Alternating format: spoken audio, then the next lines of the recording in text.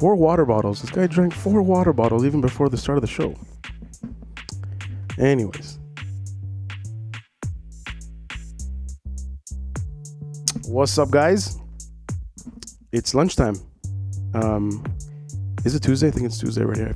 I keep forgetting which day we're in. But, damas y caballeros, thank you so much for being here. Otro episodio of Lights, Camera, Accion. This is episode number 22, I believe. And we decided to switch it up a little bit and, do a show at 12 lunchtime. So if you're having lunch and, relaxing and just, recuperating some energy before you get back to work, thank you for joining. Send this link to your friends and everything. And sorry if my voice sounds a little bit deeper. I am still recuperating from those last couple of days. And I just woke up about an hour or so ago. I've still been trying to get my energy back, from this crazy weekend. And it's been an amazing, couple of days, even though it's been tough. I did get darker, so I'm grateful for that. And it just so happens that my lovely guest for today was actually with me these last 4 days, setting up and just, hauling speakers and cables and lights. And he got so dark on the first day. And when he got there, he looked Canadian. But by the time he was done, he definitely looked, Latino, right? So we're going to get the show on the road. But before we do that, I have a little introduction that I have for him. Let me just get it ready here. All right, let me zoom in here. All right, damas y caballeros, today I am honored to welcome a truly inspiring young man to the podcast, Rafael Nicolas Arteaga. Just at 22 years old, Rafael has dedicated 17 years of his life to Muay Thai, building an impressive record of 22 wins, 9 losses, and across more than 30 fights, and beyond that, and all those accomplishments in the ring, it's the discipline and the resilience and the character he's developed through the sport that has made his story so much more powerful. As you recognize Men's Mental Health Month this June, Rafael reminds us that strength isn't just about physical toughness. It's about growth, determination, and learning how to navigate life's challenges with courage and purpose. I'm excited to hear his journey, his lessons, even though I did have the opportunity to speak to him before when we were setting up. And, listening to his story was beautiful. But I just can't wait for you guys to hear it. And, he's come a long way from obviously starting at the age of 5. And we're here today. So without further ado, damas y caballeros, if you guys could please give me a round of applause for our lovely guest, Rafael Nicolas Arteaga. How are you, brother? I'm pretty good. How are you? Good, man. Excited or what? Very excited. Very excited to share my experience, my story, and everything. Nice, man. That's good. It's good. Loosen up. You're good, man. Don't worry. We're going to have fun. It's going to be good. Sounds good. So like I was saying, he was with me from Thursday to Sunday. We had a whole bunch of setups to do, festivals to run and everything. And we'll talk more about, that experience because that also was his first time that he was doing that. So we're going to get right into it. I'm going to ask you some rapid fire questions, right? Whatever I ask you here, whatever comes to mind, just, blurt it out. All right. Let me just turn on the volume for the music. Hold on. All right. What is your favorite food? Ooh, favorite food. That's a tough one. I love food. I love tacos. I love sushi. I love everything. But what's your number one? What's your number one? The Burritos. First one. Burritos. I love burritos. Okay, I guess that's what we're going after. I'll tell you why. Okay. Go for it. Thick meat, like everything. Has everything. Yeah. Cilantro, rice, beans, and everything. It has everything. Yeah. So it's pretty filling. Yeah, I love burritos. It's good. What is your favorite color? Blue. Let's see here. Who is your best friend? I have 2 very, very close friends. One of them is Johnny Wang, one of my very close friends, and Ethan Mills. Nice. Those 2 are my very, very close friends. Nice. Are they watching? You guys better be watching. Shout out to Felix. We have Felix here that are watching right now. Thank you so much for commenting and joining. It means a lot to Rafa and myself. But let's continue. Who is your hero? Hero. Does it have to be a person or it can be anyone? Whatever you want, man. Whatever comes to mind. I would say Naruto. Okay. It's an anime character. Yeah. He was one of my biggest hero when I was a kid. Yeah. When I was a kid, I lacked a lot of confidence in myself. I lacked a lot of belief in I didn't believe in myself as a kid. Yeah. And watching Naruto during my teens and seeing how, the struggles that he went through in the anime and stuff, it inspired me to keep working hard, seeing how hard he worked to become a Hokage and everything, trying to save his best friend. It was inspiring. So that kind of gave me that fuel of to work hard, and so for me, that's my hero is Naruto. Nice, awesome. Action or comedy? Ooh, I love both, but I love both. I love both. I can't pick one. I love both. Okay, no problem. If you could have a superpower, what superpower would you want to have? Read people's mind. Okay, no problem. Cook at home or eat out? Ooh, you know what? I like both. Mm-hmm. But here's the thing. I love eating out. Okay. Once I start, it's hard to stop. Yeah. That's usually how it goes, you know? Yeah, definitely. Another question, and you can't lie because your mom and dad are here. They're in the other room. Is your bed made right now? Yes. Okay. Judges outside, is he lying? Is it the truth? There's a delay. So right now they're probably about 10 seconds delayed. But so by the time you guys get it, we'll already have, continued on. But yeah, shout out to Myra. We have Myra here. She said she's very proud of you. That's my so mom. Thank you for tuning in. Let's see here. What's one word you have a hard time pronouncing? Oh man, I don't even know. No? Okay, we'll continue. Let's see here. What do you like doing? No, actually no. Let me change this one up. Hold on one second. What's your favorite type of weather? Summer. Okay. Well, weather like pure sun outside, just nice, good vibes, Not bad. Let me ask you one more question, and then we'll go and start with the actual interview segment. Let's see here. Salty or sweet? Salty. I love food. I'm not much of a sweets person. Yeah. I prefer my salty foods. Okay.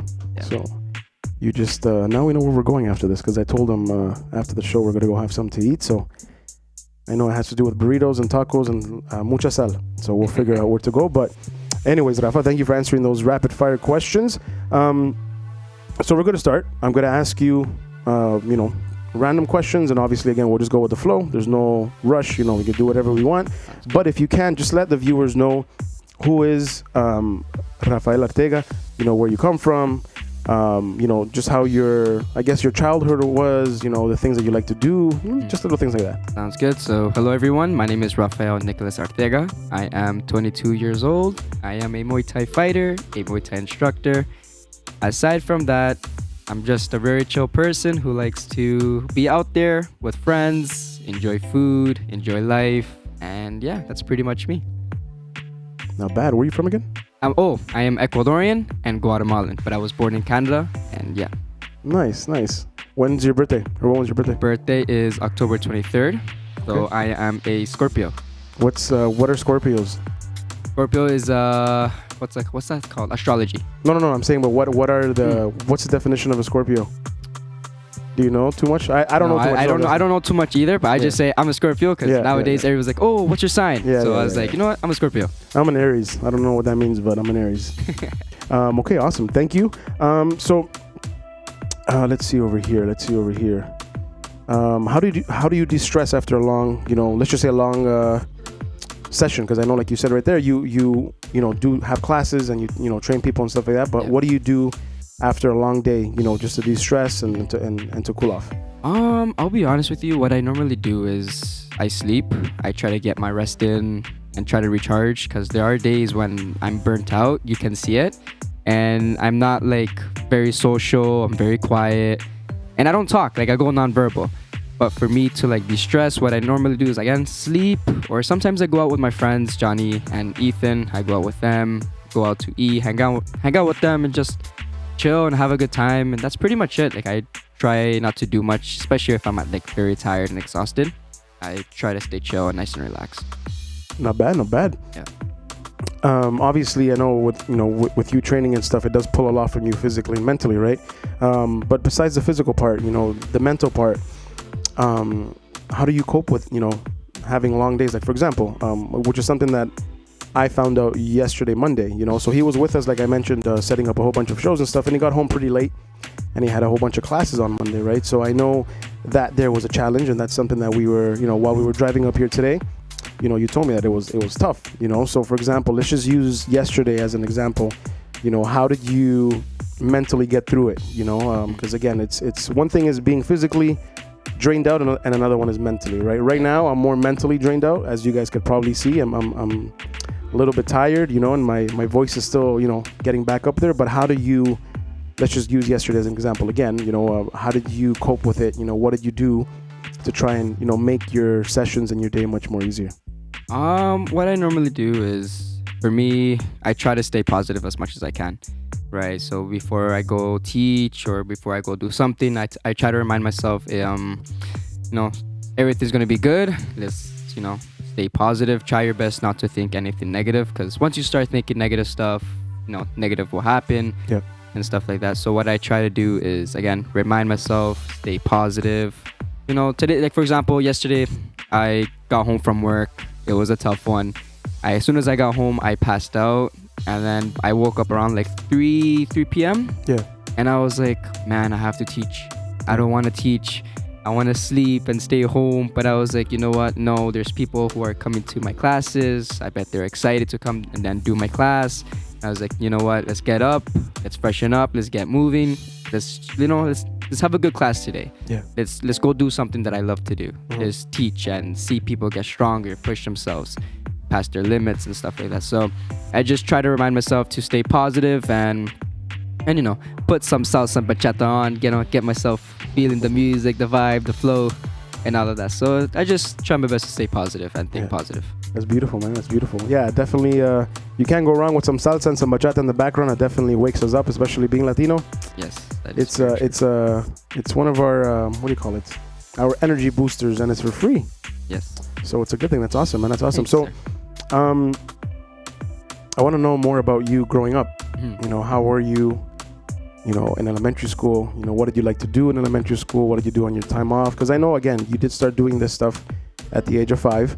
Yeah. But how were you when you were younger? What did you like to do? Oh man, so it's funny because it's like when people meet me, they're like, "Oh, you're so calm. You're so this." When I was younger, I was actually the opposite. Okay. Right? I was disturbed. I was energetic. I was hyper. I was a troublemaker. They'll call me. Right? So when I first started doing Muay Thai, and once I got comfortable there, whenever people will see me, they'll be like, "Oh, he's here." Because what I would do is I'll go up to him and I'll ask them, "What's the capital of Bangkok?" And they'll be like, "No, what's the capital of Thailand? Sorry." And they'll be like, "Bangkok." And after that, when they answer, I just go one punch to the nuts. So I was a troublemaker as a kid. I was a troublemaker. I was like, that's me. That's who I am. All right. Yeah. But aside from that, being a troublemaker, I had a pretty rough childhood. Yeah.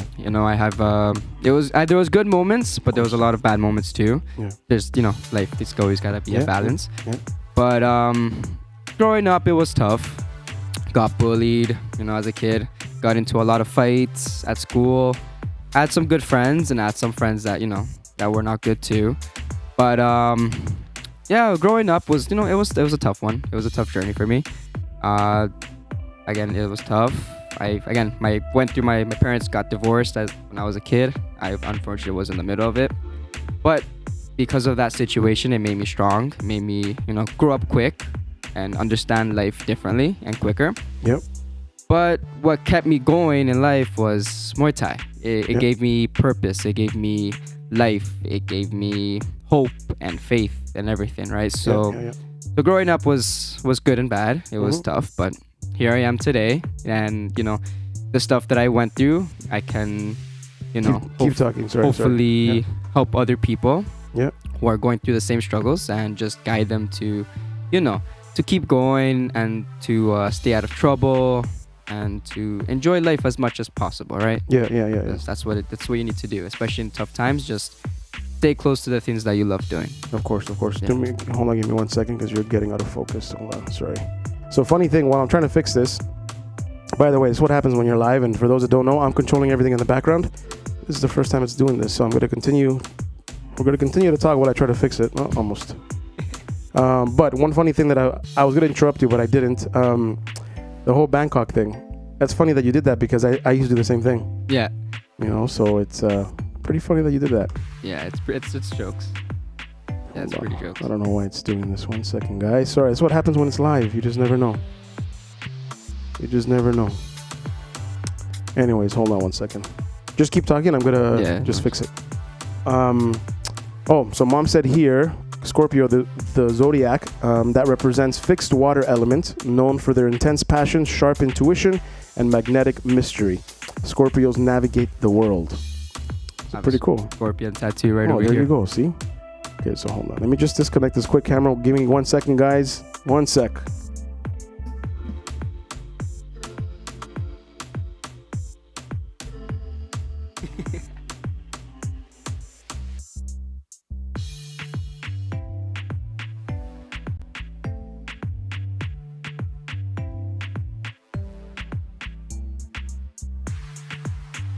Alright guys, sorry about that.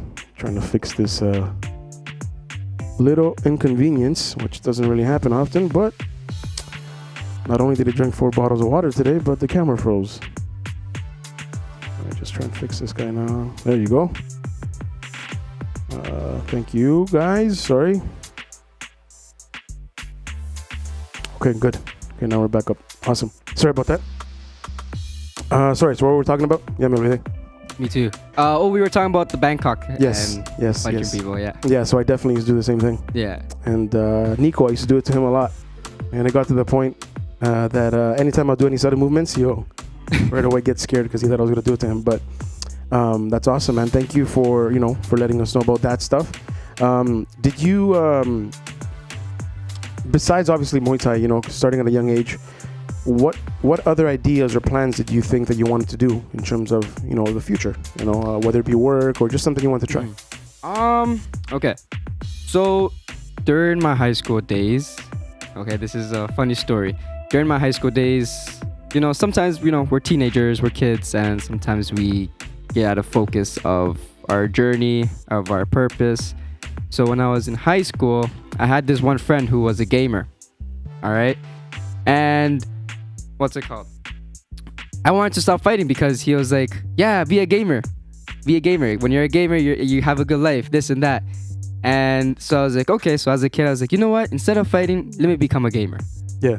Silly me. I don't know what I was thinking. Yeah. But I was like, I told my parents, guys, I'm going to stop fighting. I'm going to become a gamer in the future. I'm going to be a best gamer out there. Yeah. And my parents like, no, you're not. You're going to stick to Muay Thai. And I would throw my hissy fits, my tantrums. It was pretty funny. And during that time, it was pretty jokes because my mom and my dad knows how I am, and But aside from that, I wanted to be a gamer, but it didn't happen. I was pretty good at games, but it didn't happen. It's not my thing. What was your game to play? Like, what did you like playing? Oh man, I loved Call of Duty. Call of Duty. I played zombies. I love zombies. It's pretty fun. It's pretty sick. It gets intense after a while, but. Yeah. I love zombies. Another game that I loved to play back then was Warzone. Okay. Oh man, Warzone. I was very competitive. I remember playing it. Remember during COVID, I'll be in class, and after during class, I'll be playing video games at the same time. And I'll whenever class was boring or we had nothing to do, I'll call my friends and be like, hey, what are you doing? Let's hop on some Warzone right now. Yeah. So we played some Warzone. That game was pretty fun. But you know how many controllers I've broken because of that game? Oh, because of the intensity of the game? Yes, because there'll be times where I have the highest kill and then my controller dies and I die. So as a kid I wanted to be a gamer. What else? Aside from that, I don't know. I was more into Muay Thai. Yeah. More into it. I've tried soccer, I played basketball. I wasn't good at it, but I liked it. But I was like, you know what? I'm sticking to Muay Thai. Everything's pure Muay Thai. Yeah. And then when I had my injury, that's when I actually started learning more of social media management. Yeah. And I was like, you know what? I like this one because you get to interact with people. You get to learn how businesses makes money. You get to learn other things. So I was like, aside from fighting, let me learn into this stuff. Let me learn social media management, marketing, and all that stuff. And it's amazing because again, you get to talk, you get to meet new people, you get to see how businesses makes money. And what's amazing is you get to see the business grow. Yeah. That's my favorite part. Yeah. And it's thanks to you. It's thanks to people like you and all the work that goes behind it. Yes. So that aside from Muay Thai, that's my other passion. Other thing that I like to do and like to keep learning is social media marketing and management. Nice. So as of right now, do you have any customers? As of right now, I have La Luna Bakery. So that's a bakery around Kilomosan, I believe. Okay. Where are they from? Where's There the? are Argentinian and Uruguayan bakery. And it's called what? La Luna Bakery. La Luna Bakery. What's Delicious. their Instagram handle? Pardon me? What's their handle? Their Instagram page? Their Instagram page is same thing, La Luna Bakery or La Luna Panaderia. Okay. Like that, So for those that are watching, make sure you follow La Luna Panaderia. Yes. All right, and like all those videos, because everything you see on that page is thanks to this young man right here. Yes. And for those that don't know, I also do the social media marketing and stuff for Oye Latinos. It's my business alongside with Nico P. And yeah, it's a beautiful thing. You know, and just like you said, it's awesome to see the businesses grow thanks to what we do. Yes. But you know, it's a good thing that you brought that up because, and I don't remember if we briefly spoke about this when you were in the car before, but as amazing as it is being a social media manager, it's also very draining sometimes because you have to think about new ideas. Yes. Right, with the content and then the caption. And I was telling you today, like, yeah. I had a podcast yesterday, but I had to post all 3 flyers. Right, for yesterday, you and my buddy Tuti that's coming today at 7, and I was exhausted from the weekend. You know, and like I was telling you, I was dreading trying to write a caption. You know, because my brain was just destroyed from the weekend. Right, so. Have you had those moments where, you know, when you have to come up with a caption or something where you just couldn't figure it out? And yes. if you did, if you have, like, how did you maneuver through it? And yeah. So yeah, I've had moments where I didn't know what to post. I didn't know what to do. I felt like, even though I've been doing this for a year, right, I'm still a beginner, but I felt like when I was doing it, there's been times where I'm doing the work and I'm like, oh man, am I meant for this? Like, you know, because I ran out of ideas. I was like I was burnt out, right? Yeah. Like idea burnt and stuff like that. But what I normally do is I try to use AI as a tool. Yep. Instead of relying on it, I use it as a tool to help me, like, guide me, create some ideas, things that work. Or what I normally do is I go on Instagram, I doom scroll a little bit, and I start looking at other businesses and how they make their content. And what I do is I try to get their idea, make it into mine and change it. And what I try to do is with that video or with that reel, I try to make it more like for a business, like for you know, their business. Instead of copying it, it represents, like, you know, the business. So that's what I try to do. And again, I use AI as a tool to help me and guide me whenever I'm like burnt out or and stuff like that. As long as you're using it as a tool, you're good. But just don't try not to rely on it. Of course, which is hard. Yes, it's hard. It is very hard. It's hard when you're drained out, you know? Yeah, no, it's true. And what happens is you get used to it and you start relying on it, and then it's like you start forgetting your actual own ideas, right? Because when you have your own ideas, it's more of a human connection instead of a robot. Yeah, you are very smart, young man. Thank you, sir. You're very smart, man. Melissa's on here. I'm not sure which Melissa that is, but Melissa's on here commenting. JC Designs is here. Who else? My mom is on here. Yeah, pretty cool. Hi, everyone. Again, don't forget, make sure you follow. What was it again? La Luna Bakery. La Luna Bakery on Instagram, and go try them out. It's by Jane and Lawrence, and I definitely 100% know that you guys will not regret it. And just make sure you tell the owners that you're here thanks to the gentleman that's right here. This guy right here. No, wait, that guy. I don't even know where the hell to look. Anyways. Okay, awesome. Let's see. If anybody in the chat has any questions for myself or for Rafa, por favor, let us know. Si tienen una pregunta para Rafa o para mi persona, por favor, don't be shy. Ask the question in the chat, and then we'll go ahead and answer it. Think of a question for me. In the meantime, I'm going to ask you one more question. What is one of the most stubborn bad habits that you've had to break, and how did you finally correct it? Ooh, bad habits. It could be in life or like in Muay Thai or... Bad habits, man. Okay. Cutting weight, right? Okay. So I love eating food. I love food. So whenever I'm cutting weight... Could you explain a little bit about what cutting weight means and everything for those that don't know? So cutting weight means... So for example, my last fight, I had to make it to 60 kilograms, which is 132 pounds. I was at 64 kilograms, so I was pretty heavy, but I had to drop it. So I had to start eating healthy, had to start eating clean. I can't go out and eat like I normally do. So that happened. And the bad habit that I have whenever I'm cutting weight is I tend to crash out. When I say crash out, I go nuts. Like I get angry, I get frustrated.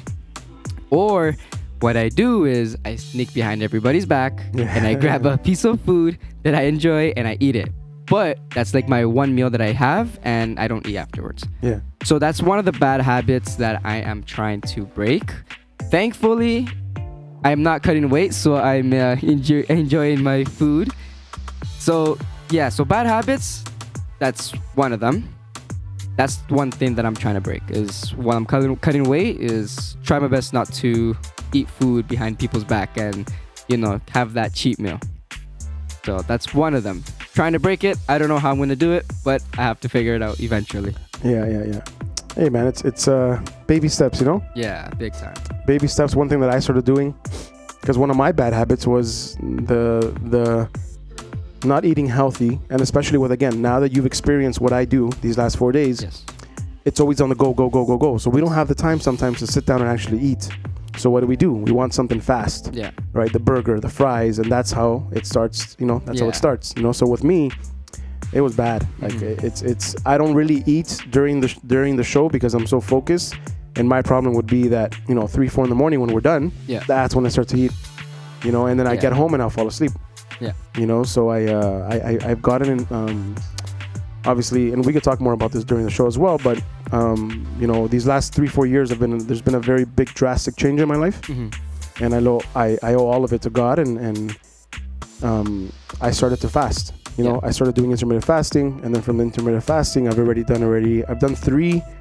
3-day just water and prayer fast. And that's helped me a lot with my eating habits, right? Because man, again, we love food. Yes. You know what I mean? And sometimes we don't know how to keep our mouth shut, you know, but it's, I think how I broke that habit is through the fasting, because the fasting, and especially for 3 days, I fasted 3 days and just water, sea salt, and then just staying in prayer. And it's crazy how much we're I don't want to say trained or raised to think that we need all this food, because we don't need all this food. You know what I mean? Like, our ancestors only had 1 meal a day and they were perfectly fine, you know, but we live in a world now where they want you to have breakfast. They want you to have, you know, 3-4 meals a day, and it's not sustainable. The body doesn't act, you know, it just doesn't do it, you know? So, it's not easy. It's not easy. And I think for me, controlling my eating habits pretty hard, because again, training can get very intense. So for example, I would wake up, so during my fight camp, I would wake up early, go for an 8-kilometer run in the morning. Then I'll do 10 minutes or 15 minutes of skipping, 1 hour of conditioning. So conditioning includes 500 to 600 jumping jacks, back from backs. And sometimes we would do alternating push kicks on the back, knees and everything. And we would do 100 of those. And after all of that, we have to do an hour session, an hour of pad work. And after that, we have to hold pads. So after all that training, it's you know, you get hungry, and it's hard for you to have that control, especially if you're training hard every single day, right? So I think for me, when I'm training hard, I have no control with eating. Once I start eating, I need to eat more, then I want more.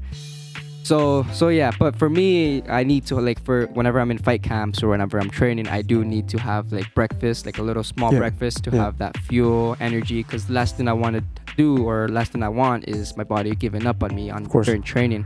Yeah. And in all of my training, I need to make sure I perform, so that, you know, when I'm performing, it happens same in the fight. Of course. Yeah. Of course. Yeah. No. It's definitely very important to, you know, eat healthy and eat whole foods, you know, because again, we live in a world where everything is processed, and the process, again, I think I was telling you briefly before we started, I've been trying to stay, you know, healthy with what I eat and stuff. And yesterday I had some chicken shawarma, which was, you know, no problem. But then in the back of my head, I'm like, you know what? I'm like, I worked my ass off this weekend. I deserve a bubble tea, right? And bubble tea is all processed, all powder and this and that. And I had it and it tastes amazing. But then my stomach is like, no, stay away from this stuff, you know, and it literally was messing me up all day yesterday. And you know, but yeah, we have to just, you know, remember to stick to the whole foods, to the healthy stuff, and stay away from the processed food, because the body don't like it. So we do have some questions in the chat, but before we ask these questions, we're going to do a little quick commercial break, and we'll be back in about 2-3 minutes. So again, thank you so much for tuning in to another episode of Lights, Camera, Accion. This is season number 2, temporada número 2, episode number 22, with my good brother Rafael. We'll be back in 2-3 minutes. All right, thank you. See you guys soon. A very special shout out goes out to our proud sponsor, For Lights Advocacy LLP. Your path forward starts with clarity. They provide services from civil and business litigation, wills and estates, real estate, Canadian and U.S. immigration. You can count on them to provide strategic guidance and real results without the stress.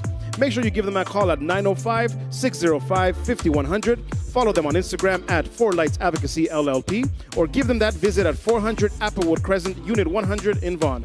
Once again, this is your proud sponsor, 4Lights Advocacy LLP, focused on you, driven by results.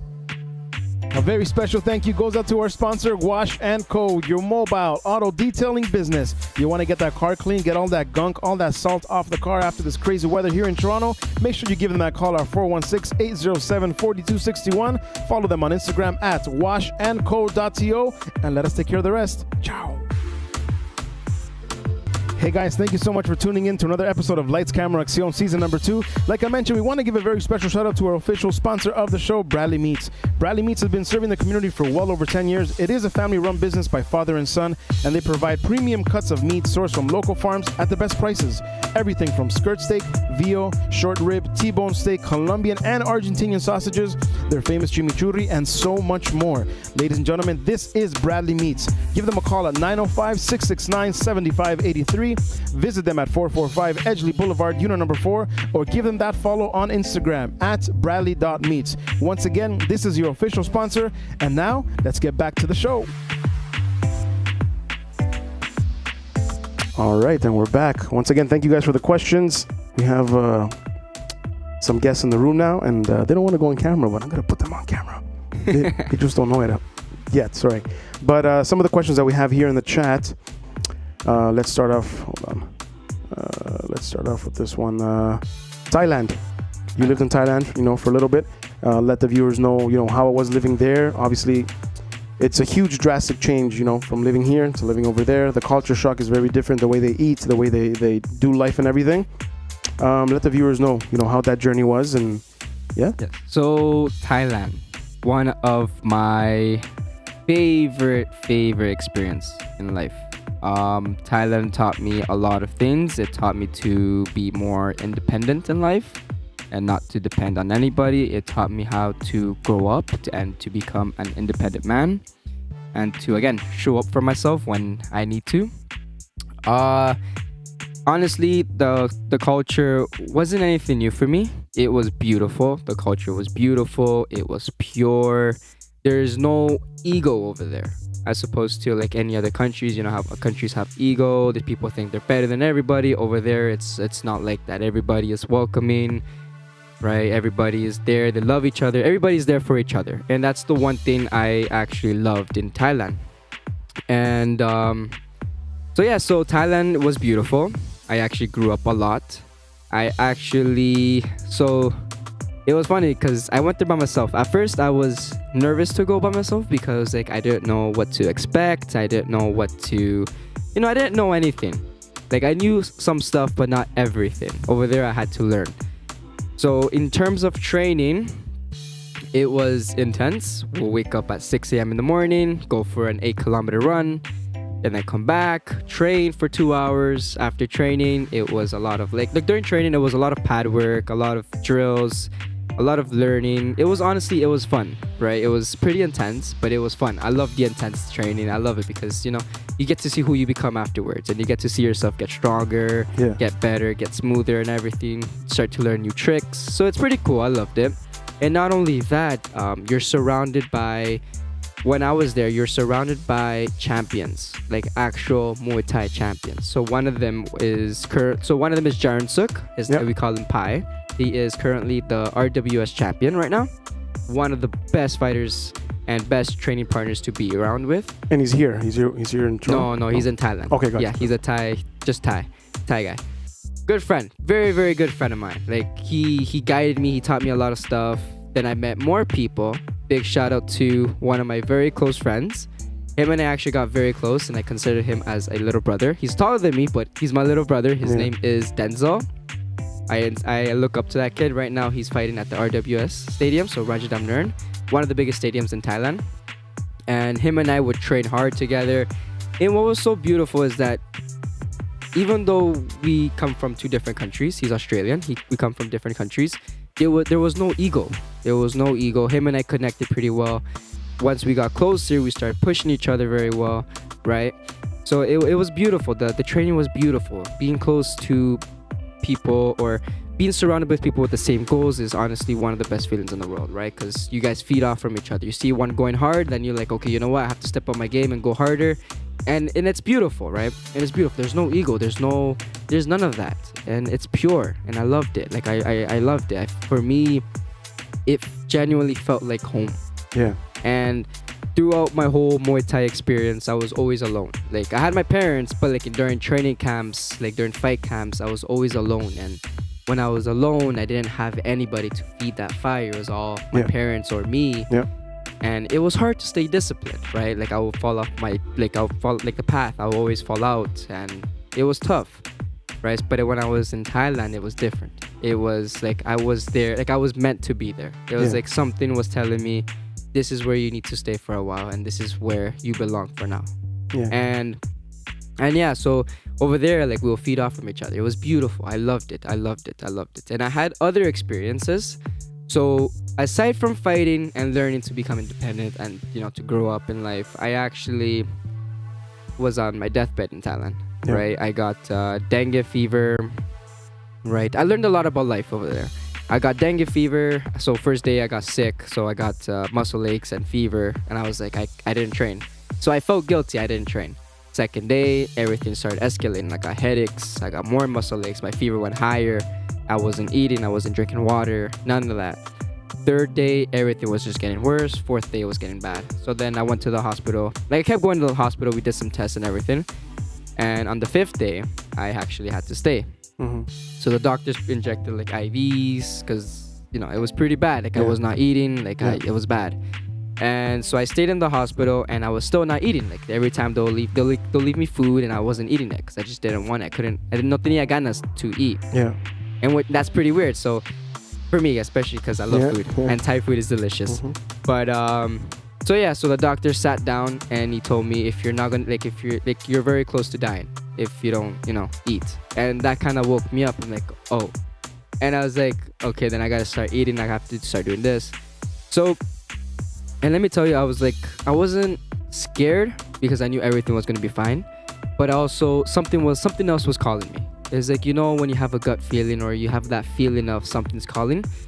And I told my mom when I was in the hospital, I told my mom, Jeannie.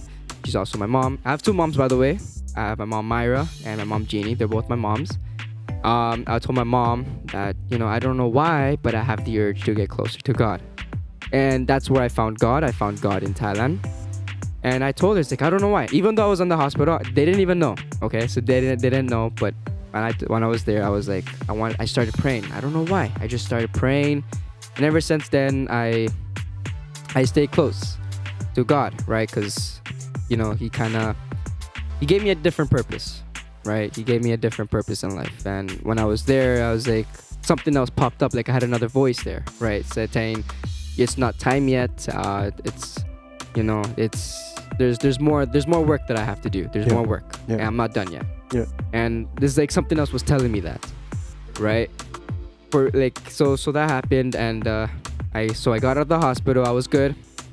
And it was weird because I don't know, something was calling me. Something was calling me, and it's something that I can't explain, but something was calling me. So my mom sent a Bible to me. I got the Bible and I started reading it.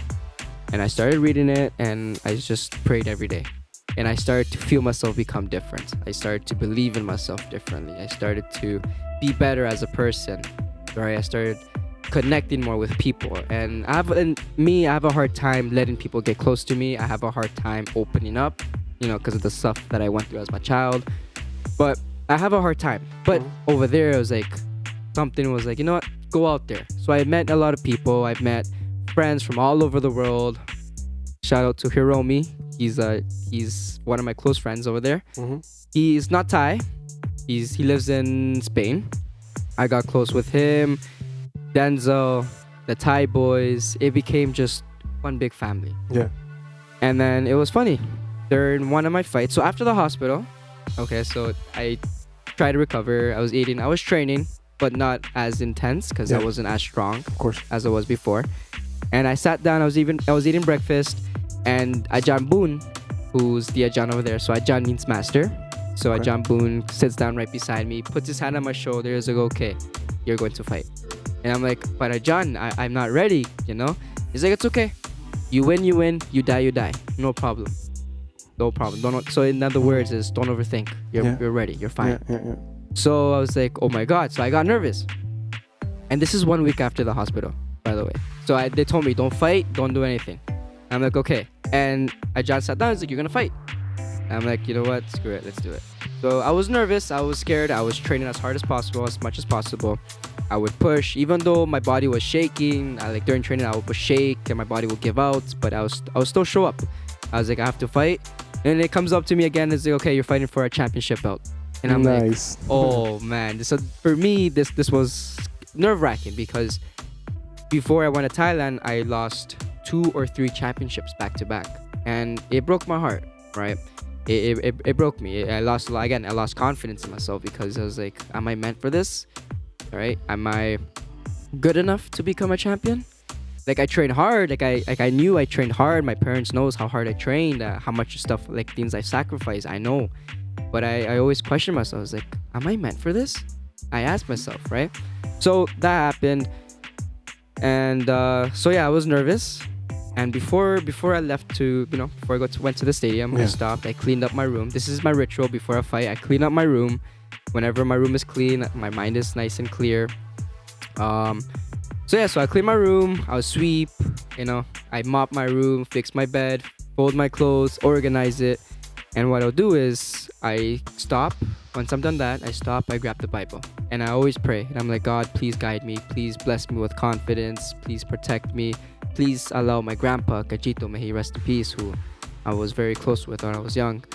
I always ask him, sorry, I'm tearing up now. Please allow them, to be with me, So I always pray, I always ask for strength, for protection and everything.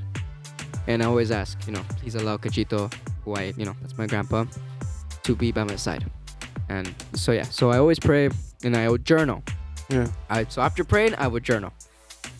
And after that, I feel different. I feel confident. I feel, just it's like a different person. I'm a different person after I pray and after I journal. So I go to the stadium. I was nervous. I wasn't talking. I went nonverbal. And my friend Denzel, he was talking a lot. Mm-hmm. Before a fight, he was talking a lot, and I looked at him. I'm like, Denzel, please shut up. Like I was nervous. And he was still going. So it was good. It was good vibes. And then. Yeah, so now it was my turn. So I was getting ready. I was starting warming up, and I was reminding myself, it's okay. I'm ready. I'm good enough. I was reminding myself that I am worthy of becoming a champion. I am worthy of everything. I've trained hard. I'm meant for this. Like I was reminding myself to stay positive and not to allow negativity take over me. Yeah. So that happened, and my boys came. Crew Teddy, Crew Lee, they were my cornermen. They came. They're like, okay, you ready? And I'm like, ready. And like they're like, simple words, win. That's it. Don't overthink. They say don't think too much. Win. That's it. And that's it. And I was like, win. So whenever I got those like friendly reminders, I was like, okay, don't overthink. Just go in there, believe in yourself, believe in the training. I have the skills that John Suchar has given me. Crew Clifton Brown, who's also my coach, and my dad. They've given me a lot of stuff. Use it. It's a part of me. It's my identity. The power, the kicks, everything. That's me. That's who I am. So I go in there, I breathe. I take a breathe in, and I'm like, this is for me. I'm meant for this. So I do the white crew. The white crew is a dance before a fight. It's a way of saying thank you to your trainers and stuff like that. So I did my white crew. I go back, and then I stopped. I went to my corner, and I prayed. I'm like, please, God, please allow me to do well. And that's it. I prayed, and I went right into it. First round, it was good. Low kicks. He was very strong. Here comes the second round. I figured him out because he started kicking to my body. Yeah. So whenever you kick into the body, there's a posting leg. So all of the weight is on that leg. So what I did was, my strategy was every time he kicks my body, I block it with my arms, go right underneath. Mm-hmm. So that was working. And he wouldn't block anything, like any of my low kicks, and I would just let my low kicks go to the point that during like I'll say 2 minutes in the round, he stopped fighting. It was done. And then I stopped, I froze. I'm like, wait, is it done? Like, I was ready to keep going because I was expecting him to get back up because I know how strong the Thai fighters are. Yeah. And then my cornerman's like, hey, you're done, win. And I stopped, and I never felt so happy. I never felt satisfied. Like, before, like, whenever I win, I never felt satisfied. Like, I was like, okay, whatever, I need to win, whatever. But this one, I felt satisfied, right? I was like, something kind of told me, like, see, I told you, you're meant for this.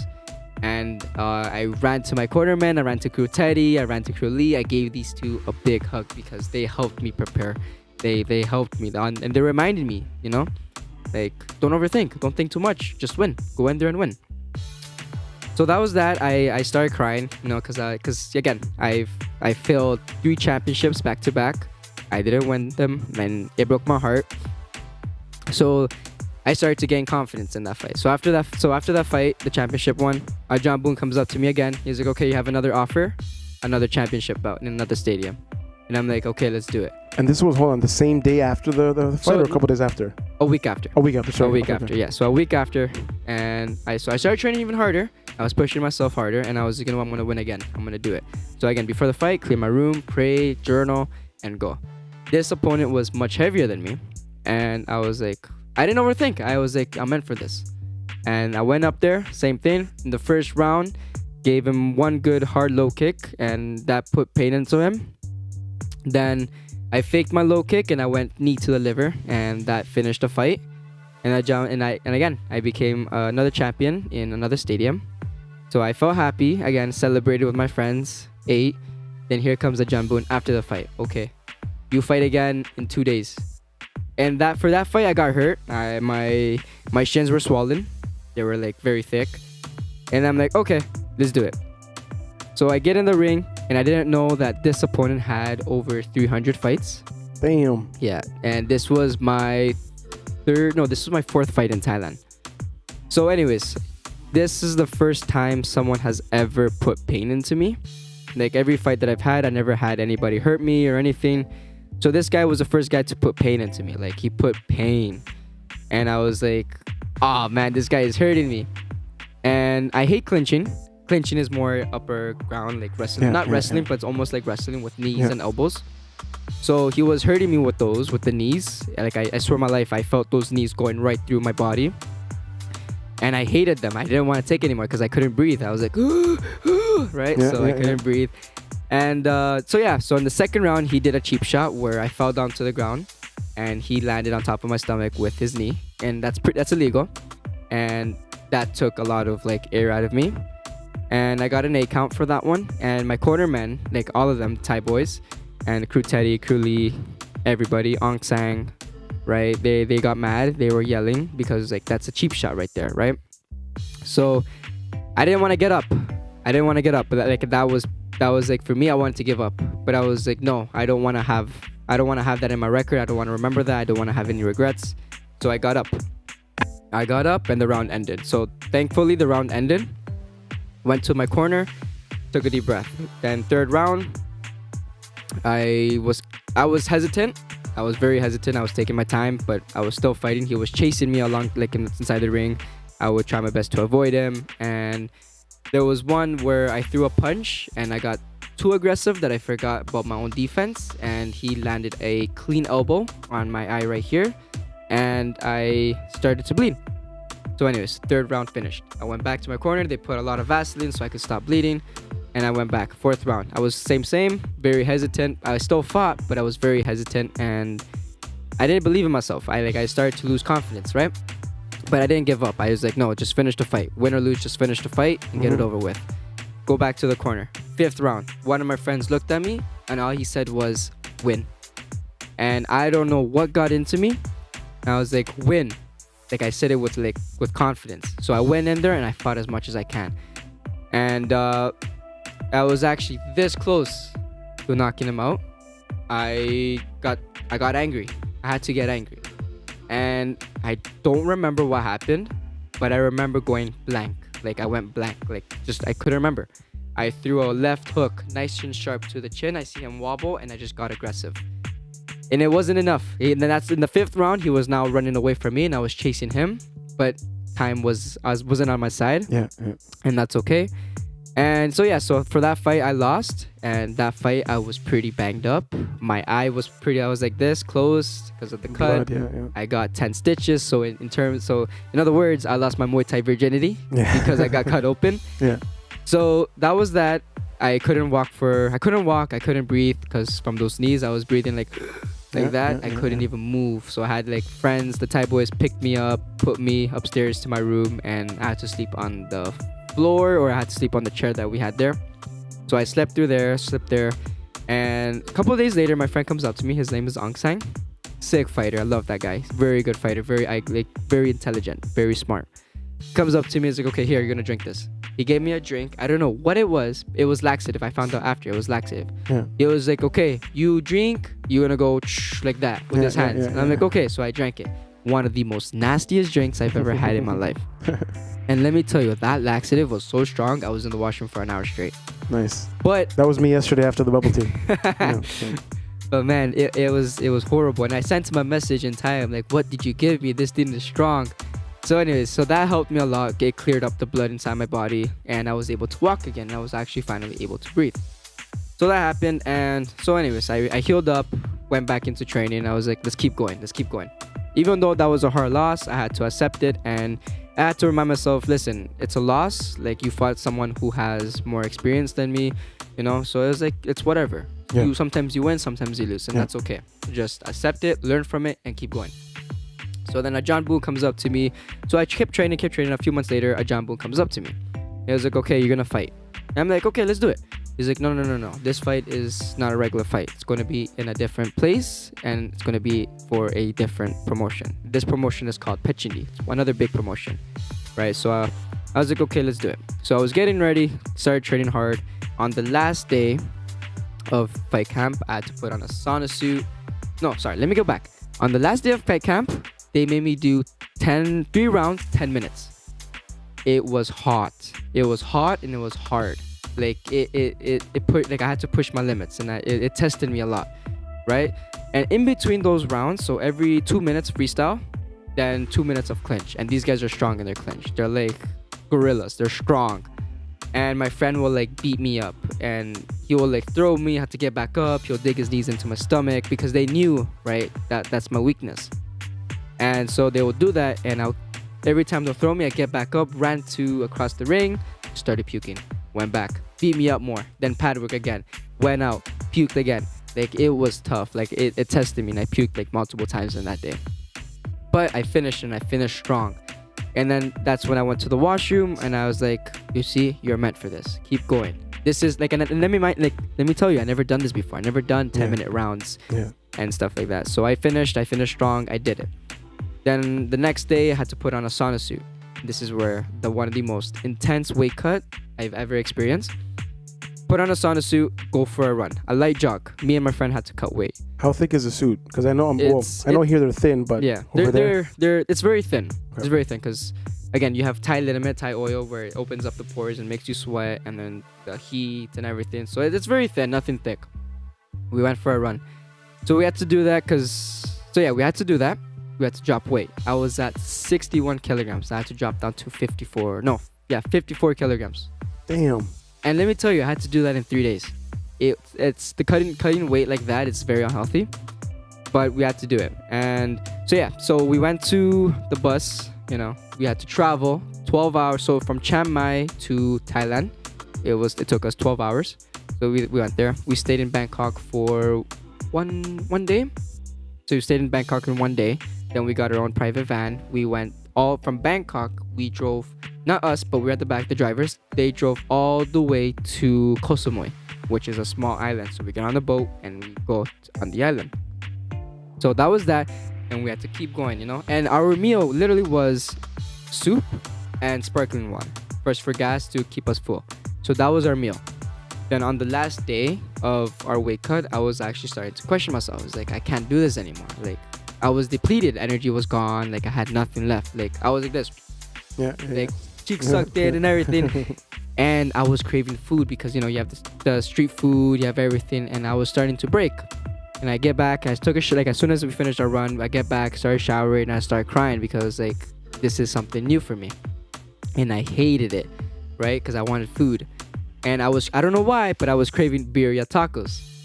So I was craving that, and I found it funny because on Grab, which is like Uber over there, I found a birria taco place over there. I was like, you know what? Let me order it. Let me cheat, and then let me suffer later. But I couldn't do that. So I started crying even more. I got mad. So anyway, so the weight cut was done. We go to sleep. And he wakes up. He was like, Rafael, you sleep? And I was like, no, me no sleep. We couldn't sleep because we were so hungry. It was rough. And then here comes fight day, which was on a Saturday. Woke up around 5 a.m. Check our weight. We were good. I was at 53.5 kilograms. And we had to lose that like very quick. It was tough. So I went from 61 kilograms to 53.5. In 3 days. In 3 days.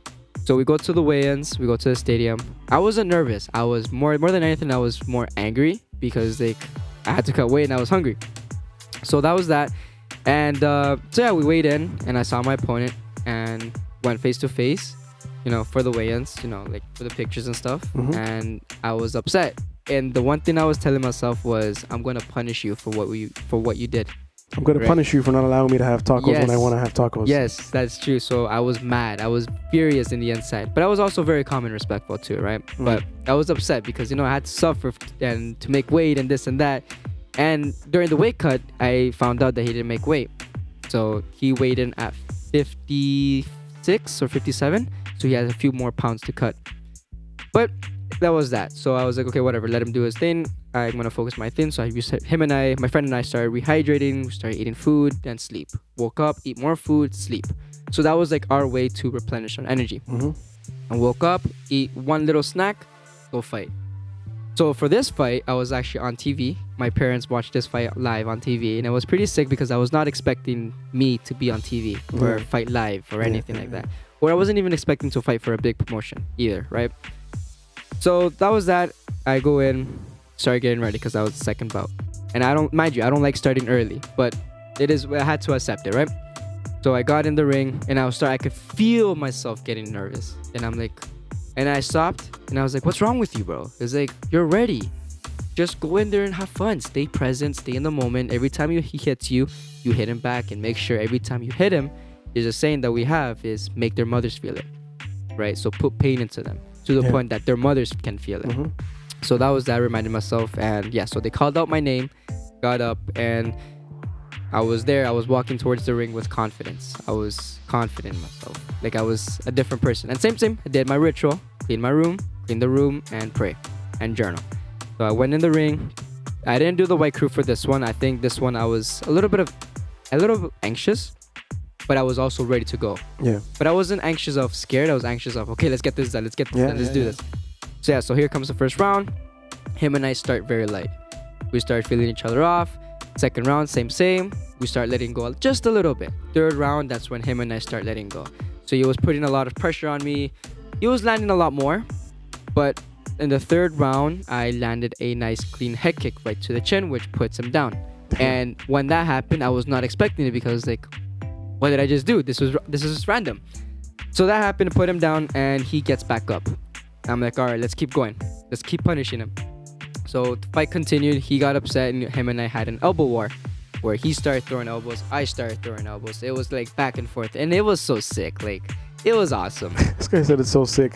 Yeah, because man, you feel everything, right? You have no gear. It's just your gloves, and that's it. Yeah. And a cup, and that's it, right? So you feel everything. It's raw. It's brutal. I love it, right? So him and I just kept going, and fourth round, same. We kept picking up the pace. Fifth round, same. And so the fight ended, and all I hear is winner is red corner, and I won. And I felt so happy because this was my first time ever fighting in a big promotion. Again, I was not expecting this. I worked for it. I worked hard for it. So that happened. I won. Come back. I went. So I met the promoters for Pechindi and everything. They're like, okay, we want you to keep fighting and stuff like that. But it was a but. I had a shoulder injury, and I could no longer do this. I couldn't move. I couldn't do anything and stuff like that, right? So that happened, and After Petchendy, I was also getting ready for another big promotion, which is called Freedom Fight Promotions or something like that. And I couldn't do it. I had to say, sorry, John, I can't do it because my shoulder is bad. And for that one, I was going to go to Phuket and fight. And I had to say no.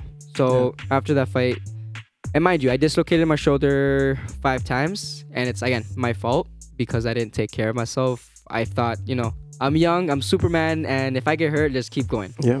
But that wasn't the case. I had to stop training for a month after the Petchendy. Even I celebrated my win, right?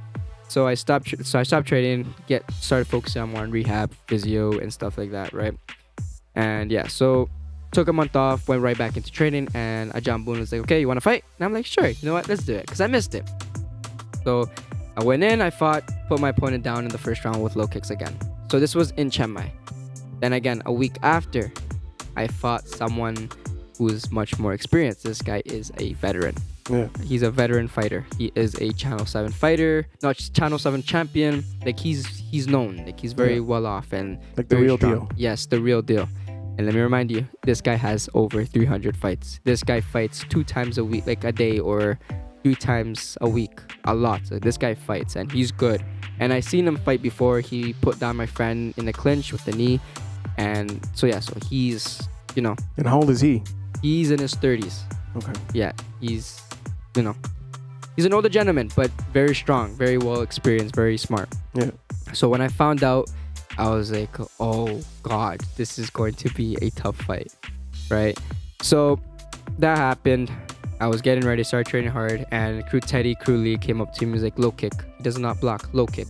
And my low kicks are my favorite weapon. It's one of my strongest weapons. Yeah, which in a couple of minutes, we're going to go to the other room so you could kick me. I want to feel that kick. So low kicks, right low kick is one of my favorite weapons. They just told me, just throw your kicks. So I'm like, okay. So we show up. I went up to my opponent. We shook hands. We talked to each other. Like I said, Thailand, there's no ego. There's none of that. So it's nice because even though you're fighting your opponent, right, you're still talking to them, right? There's no ego. It's like, oh, I'm gonna beat you up. I'm gonna beat you up. I'm gonna knock you out. There's none of that. It's, hi, my name is this and this. Let's have fun in there. Good luck. And what he said to me was Chok Di Kap, right? Which Chok Di Kap means good luck. And I'm like, Kap Kun Kap, thank you, which means thank you. So we go in the ring, we fight. First round, we were hitting each other, we were going hard. So I started throwing low kicks. Then I found that I saw an opportunity to throw a head kick. I threw 3 head kicks to the chin, full power. You know what? Nothing. He was still standing. You know what he does? Does that to me. He shook his head. He pretty much told me that was nothing. Yeah, taunting me. Yeah, so he taunted me, and when that happened, I froze because I never felt a man's presence go from I'm gonna play with you to now I'm gonna kill you. Yeah. And I froze. His energy just pretty much just ate all of my energy. Mm-hmm. And I just froze. I stood in front of him and I'm like, I just couldn't believe it, right? I couldn't believe that he just ate 3 head kicks from me and he just shook his head, pretty much telling me that's nothing. So anyway, so he starts throwing hard kicks to my body, and I was no longer responding. I was no longer hitting him. I was scared, right? And normally I'm never scared to fight somebody. I'm never scared, but this guy, I don't know what he did or why, but this guy put fear into me. I was genuinely scared. So that was the first time I ever felt fear in a fight. And yeah, so I kept going. We kept going. The 4th round happens. We kept going, and I swept him nice. And I'm like, let's go. I swept the veteran. And we kept going, and my shoulder pops out. After I swept him, my shoulder goes like this. Oh, man. And I felt it, and I'm like, man, I can't. This hurts. So anyways, I kept fighting. Go back to the corner. I asked Crew Lee, who was one of my closest crews over there, and I asked him, please pull my arm. It needs to go back in place. Because it was stuck. I felt stuck.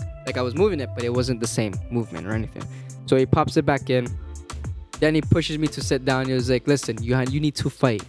And the Ajahn Boone comes up to me. He's like, do you want me to stop the fight? He's like, there is no shame, right? And I'm like, no, let me finish the fight. This was my last fight after, this is my last fight in Thailand. And I was like, no, let me finish the fight. I can't. For me, I can't. For me, the way I treat fights is either life or death, right? If you go all 3 rounds, you've survived. If you get knocked out, you've pretty much died. You're dead, right? So I was like, no, I'm going to finish the fight. Even though my shoulder was hurting, everything was hurting, I was like, no, I'm going to finish the fight. And I finished strong. I finished very strong. And I tried to catch up on points, but it wasn't enough. So he took that win. I took the loss. But I made sure that, he remembered me. I made sure that every time I hit him, I put pain into him. So I left him limping, and I was pretty much hurt with my shoulder. So I was happy because, again, I didn't go down. I didn't do, like, nothing bad happened, thankfully, thanks to God. But I knew that I was gonna lose. Like, I accepted it, and I still confronted it. So that was my last fight. And so yeah, so a week after, I had to get ready. I had to start packing, and as I was packing, I was crying. I was crying a lot because, like, I met friends, right?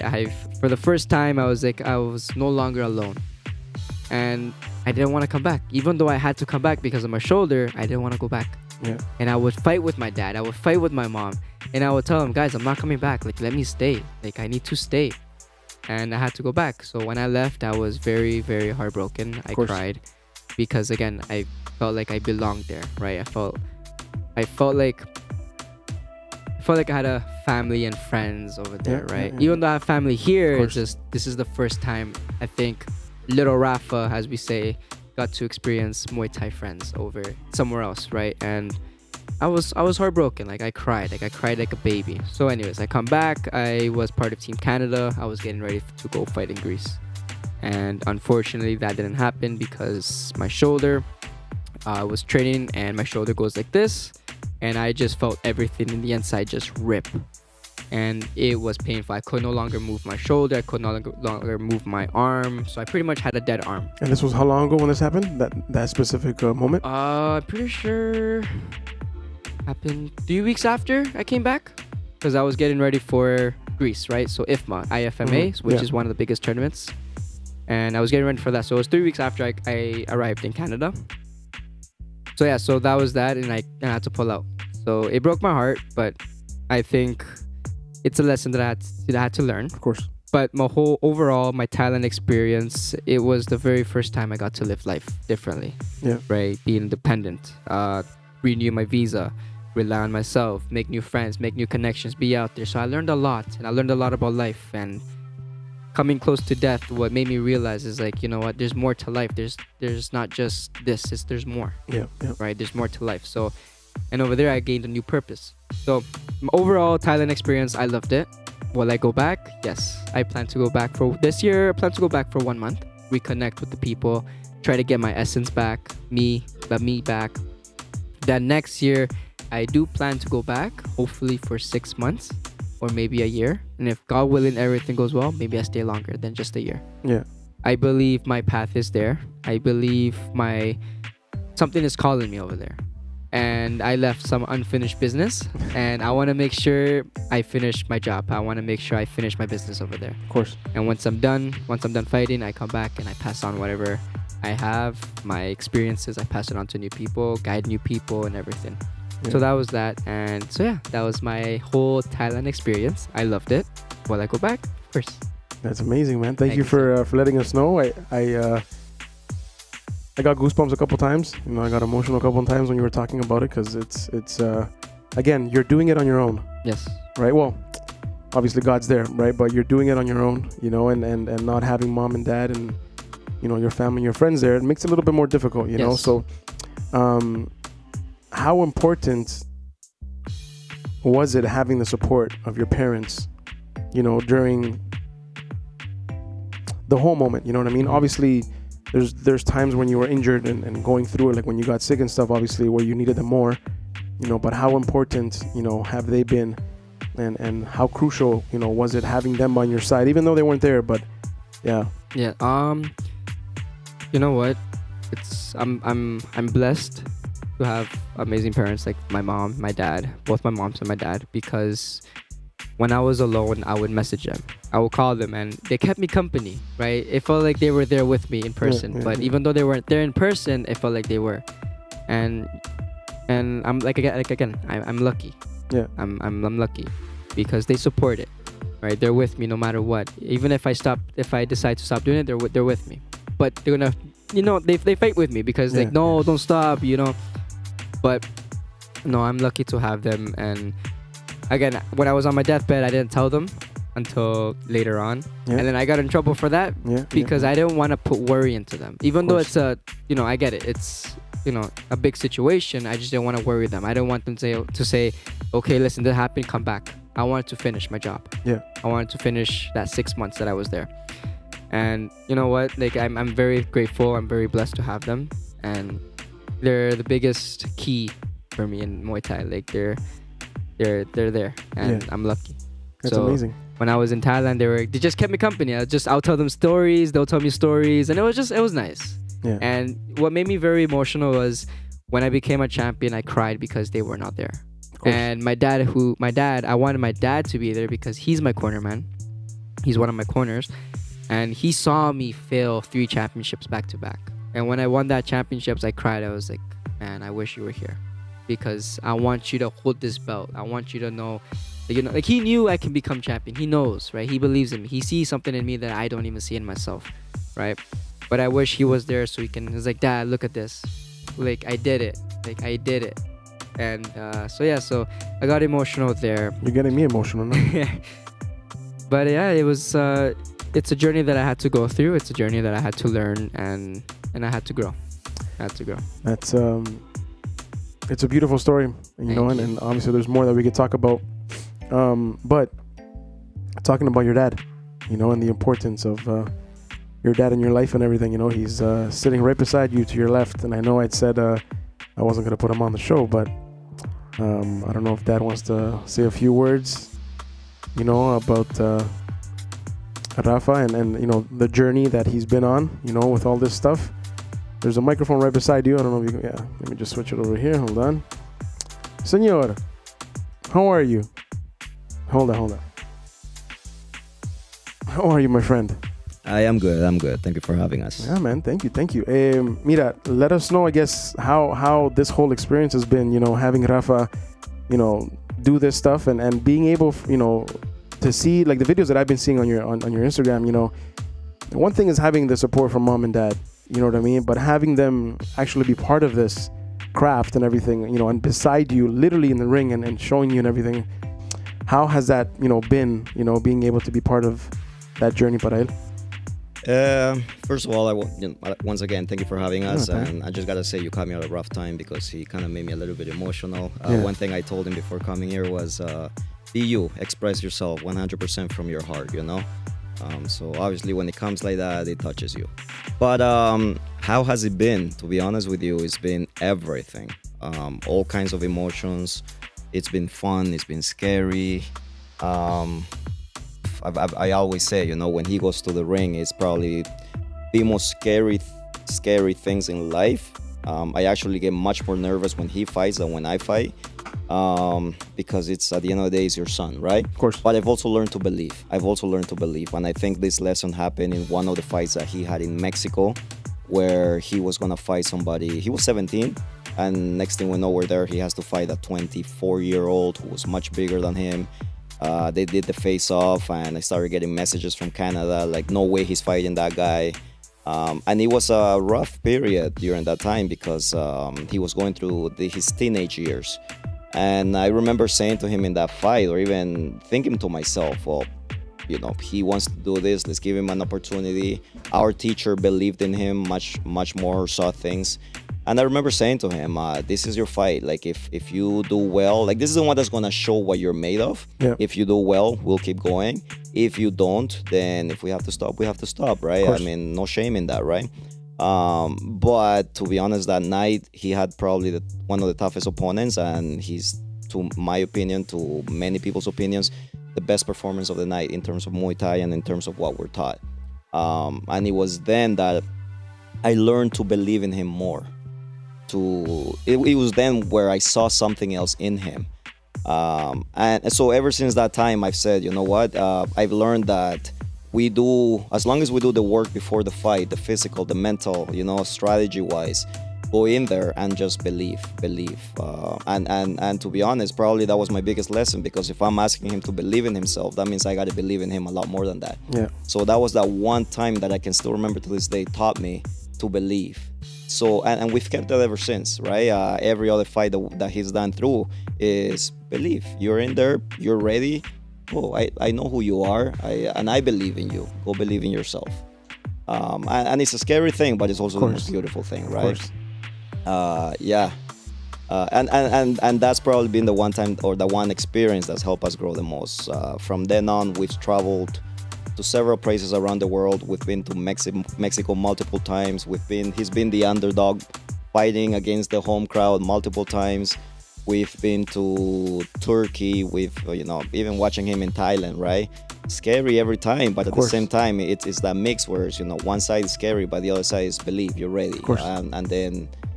It's beautiful. It's beautiful. Just watching him grow and develop as an athlete, but more than that, as a young man. Yeah. No, it's again, I'm so grateful that you were with me these last 4 days. Because the conversations that we were having, you know what I mean, while we were waiting to set up and everything. It's brother, you have a huge corner that supports you. You know what I mean, and you have a blessing. You have a gift.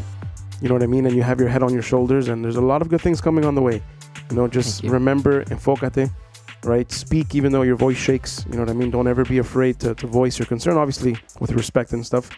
And if you want to get disrespectful, just get in the ring. You know what I mean? Let the arms do the talking, Pero, Rafa, there's, how important is your dad to you? Very important. Very important. Let us know, I guess, because again, it's my hero is my dad. A lot of my trauma comes from my dad. You know what I mean? I've gone through a lot of things in my life. Now I'm getting emotional. I've gone a lot of things I've gone through a lot of things in my life, and I've learned a lot of good things from my dad. I've learned bad habits from my dad and everything. And at the end of the day, I had to make adjustments, to change my ways because. Again, I was not in a good space before, and this is where we could talk about, the more difficult conversations. And I was telling you this, when we were there at the setting up and stuff. I was 267 pounds. I was sleeping around like crazy. I was eating garbage food. I was drinking all the time. I was drinking and driving, and I just kept wanting to get that other fix, And let me change. I just want to get that other fix, and it got to the point that yo ya no podía, and then just, oh my God, I'm like, you got to take over, and God was always in my life, but never now how he is now. I never allowed him in like that, and I had to make a lot of changes, because like I mentioned, I was 267.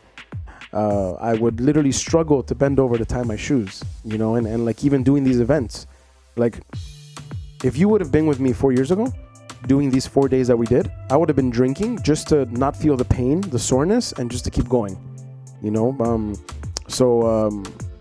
well, like with that being said, how have you gone through moments like that where besides the matches and everything, did you ever go through depression, anxiety, moments like that just made you, I don't want to say relapse, but just made you, I guess, do things that maybe you shouldn't have been doing? Yeah, I've been depressed many times. Sorry, I don't like remembering it, but yeah, I've been depressed many times. I've tried to commit suicide a few times.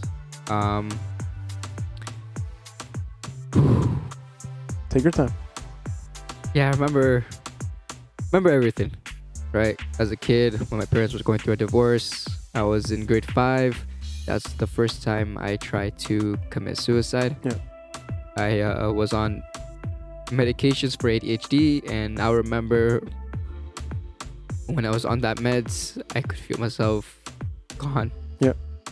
Ooh, sorry. It's okay. We don't gotta talk about it either. We can. No, I can share. And I could feel myself leaving. Like I was numb. I was gone. I was a zombie. I would show up to Muay Thai and I was not me. Right. And what happened was I stayed home because I was sick. And because I wanted to feel what I was getting ready to do, I was getting ready to jump over the balcony. And we were living on the 12th floor. I was like, I'm done. I can't do it. And shout out to my grandma, Nana. I swear my life, I'd never seen that lady run so fast. That lady ran so fast and she grabbed me and pulled me back and she just gave me a hug. And I just remember I started crying. Yeah. I started crying because like I was in so much pain. And yeah, so that was the first attempt, and I was still on those medications. And then I met Eugenia, who is my mom, also my mom. She saved my life. She told me, whenever you go down, to put those pills, pretend you swallow it, but hide it. So I would do that, and I felt me again. I felt alive, and so she saved my life, that lady. And as like, again, I'm blessed to have amazing family, amazing parents, and I'm blessed to have an amazing mother like her too in my life. She is another person that keeps me grounded, especially in my last fight. I was crashing out, and I was like, I don't know if I can do this. I don't know if I can fight again because of my shoulder, and had other stuff going on. Yeah. And she slowed me down. She gave me a hug, and she's like, no, Papa, like, keep going. Like, you do this. You can do it. You're ready. Like, she kept me grounded. She kept me calm. Like, she really, really kept me calm and grounded. So she reminded me, and I went right back at it. So she's another lady that I'm blessed to have. I am very lucky to have her in my life, because even though that I'm not hers, she still treats me like I'm hers.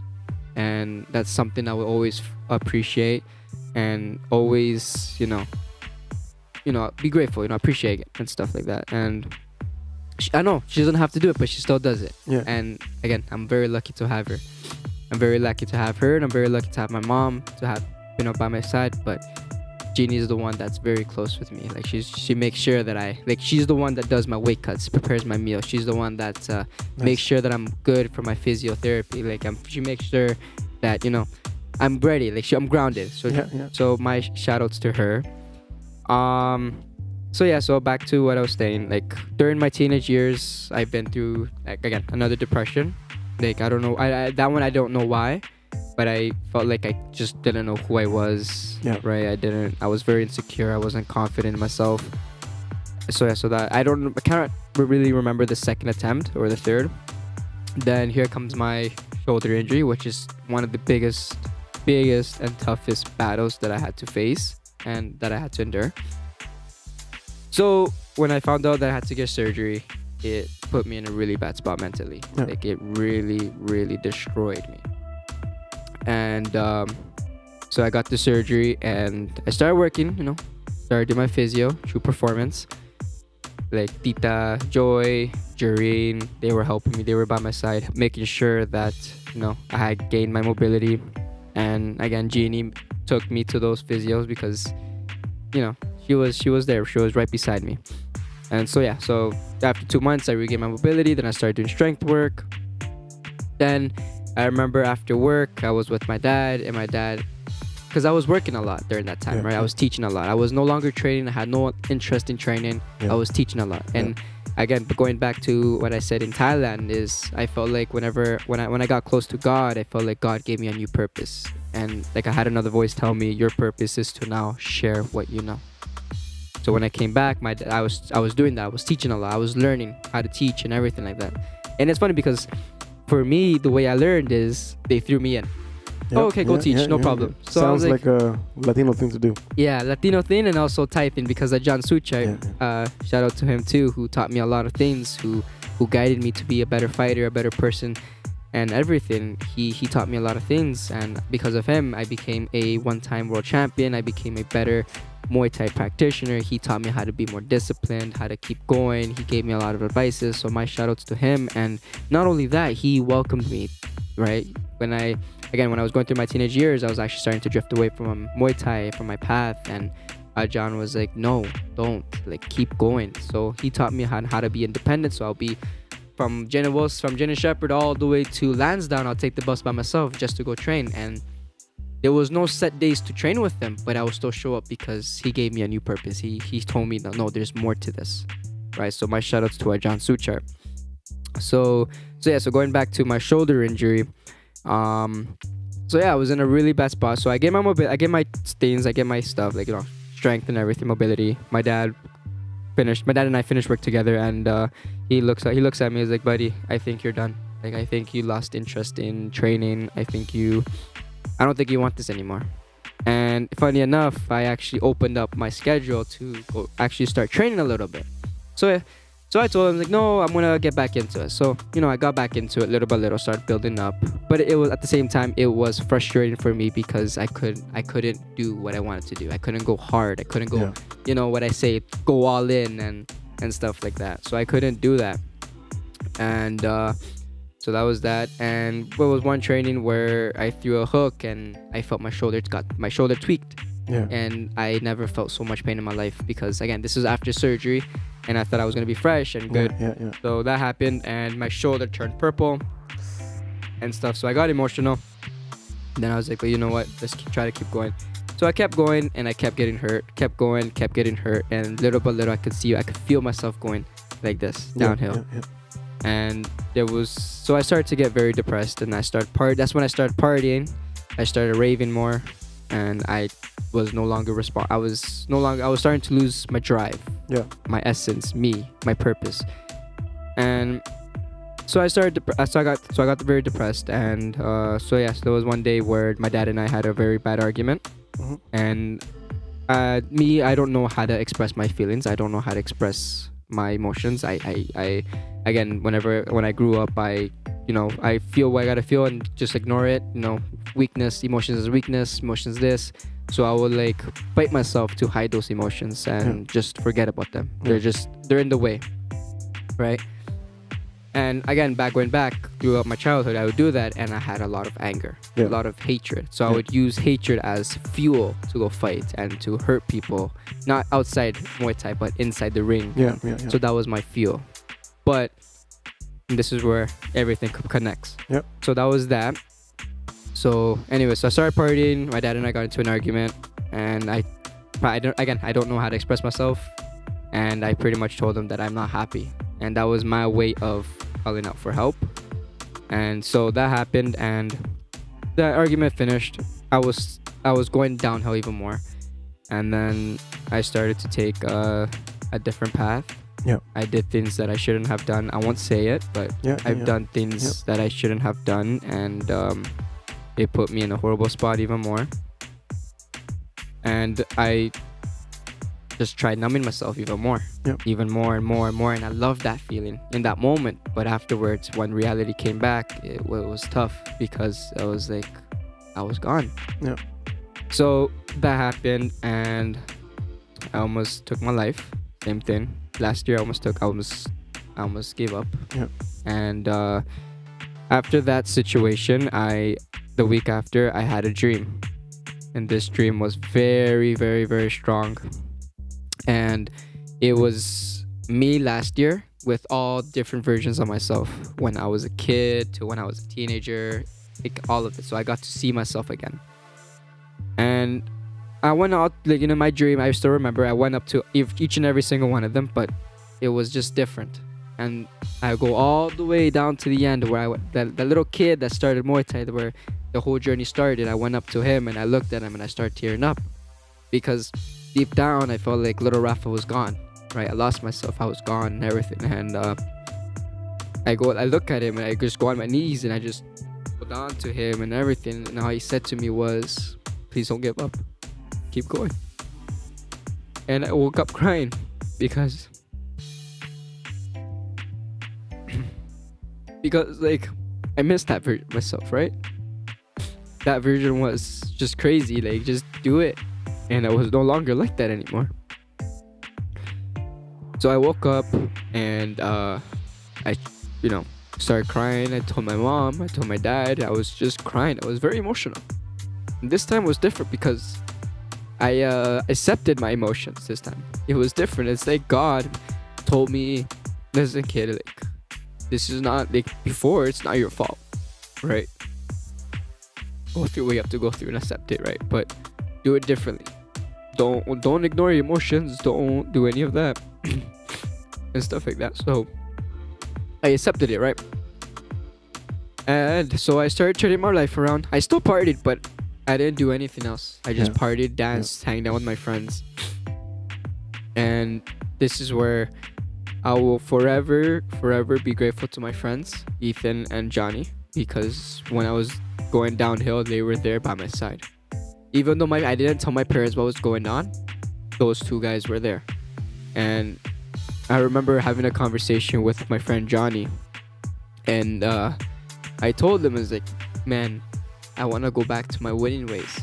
Like, I want to win again. And all he said to me was, do it. And ever since then, I went back. He started pushing me more on my runs. Yeah, we started training together. I started to get back up on my feet, and I started training hard. I didn't train to fight. I just started training to train and be strong again and get me back. And so that was that.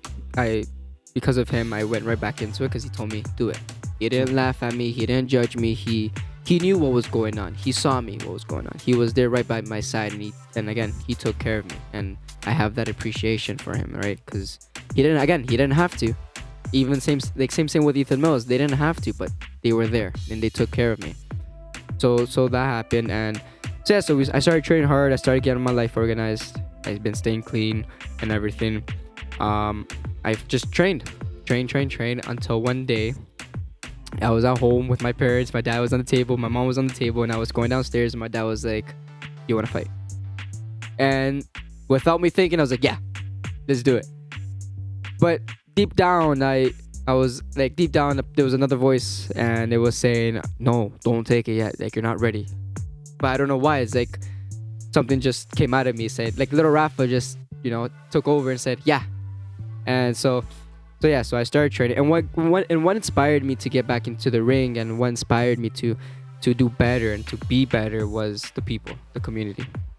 Right? So before, it was hard for me to let people get close. But this time, it's like, again, God showed me difference. Like, no, that's not, again, hatred, anger, pushing people away. That's not you. Yeah. And as a kid, that was not me. Yeah. Right? But he showed me different. I started accepting people. I started allowing people to get closer to me, and I started to see differently in life, right? And and then going back with hatred, I was having a hard time staying consistent in training, right? And Crew Clifton, who is also my coach, he's a 5-time world champion. I look up to him a lot too. I look up to him, my John, and my dad, because they're strong men. They're very, very strong men. Yeah. And they have a strong presence. Yeah. So I remember having a conversation with him during training, and I told him, I was like, I don't have any anger. I don't have any hatred. And for me, it felt weird because, again, that was my fuel. That was my way of going at it in hard training. That was my way of moving forward. But I no longer had that. So it was weird. And it was like God was trying to show me a new purpose of life, in life. And it's like, instead of using hatred and anger, use love and passion and anything that's positive. Yep. And I've noticed that when I was the opposite, like love, passion, and everything, I started to gain a lot more confidence in myself. Because when I had hatred, I would always critique myself. I was just tell myself off when I don't do things good. I would put myself down. That's where my confidence went down. So when I learned to be positive, my confidence went up. I started to believe more, started to believe differently, and I was much more consistent. So when I had that conversation with Crew Clifton, he told me, he's like, no, I think now that you're getting older, you need to have a different purpose. And purpose is important in life when you're dealing with something like that, right? When you have goals, you need to have a purpose and stuff, right? So I started training hard. I started pushing myself hard. Johnny would push me during my runs. Right, so it was sick. So I started getting ready for a fight, and what inspired me to get back into it, I went back now, was the people. Right, seeing at Downsview Muay Thai, which is my parents and I's gym here at Keelan Wilson, I believe.